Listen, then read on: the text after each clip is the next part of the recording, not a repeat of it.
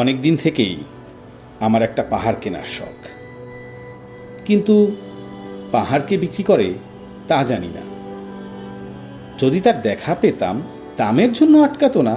আমার নিজস্ব একটা নদী আছে, সেটা দিয়ে দিতাম পাহাড়টার বদলে। কে না জানে পাহাড়ের চেয়ে নদীর দামই বেশি। পাহাড় স্থাণু, নদী বহমান, তবু আমি নদীর বদলে পাহাড়টাই কিনতাম, কারণ আমি ঠকতে চাই। নদীটাও অবশ্য কিনেছিলাম একটা দ্বীপের বিনিময়ে। ছেলেবেলায় আমার বেশ ছোটখাটো ছিমছাম একটি দ্বীপ ছিল, সেখানে অসংখ্য প্রজাপতি। শৈশবে দ্বীপটি ছিল আমার বড় প্রিয়। আমার যৌবনে দ্বীপটি আমার কাছে মাপে ছোট লাগলো। প্রবাহমান ছিপছিপে তন্নি নদীটি বেশ পছন্দ হলো আমার। বন্ধুরা বলল, ওইটুকু একটা দ্বীপের বিনিময়ে এত বড় একটা নদী পেয়েছিস, খুব জিতেছিস তো মাইরি। তখন জয়ের আনন্দে আমি বিহ্বল হতাম। তখন সত্যি আমি ভালোবাসতাম নদীটিকে।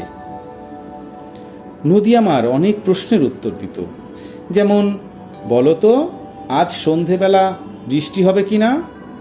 সে বলতো, আজ এখানে দক্ষিণ গরম হাওয়া, শুধু একটি ছোট দ্বীপে বৃষ্টি, সে কি প্রবল বৃষ্টি, যেন একটা উৎসব।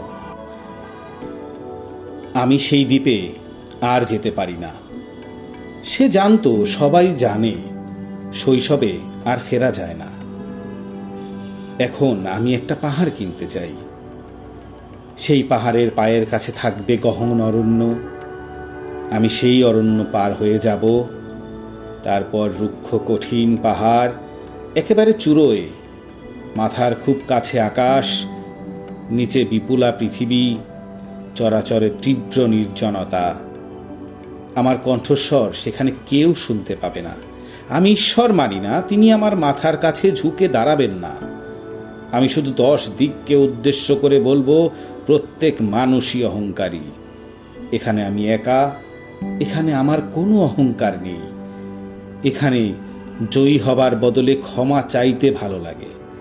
হে 10 দিক, আমি কোনো দোষ করিনি, আমাকে ক্ষমা করো।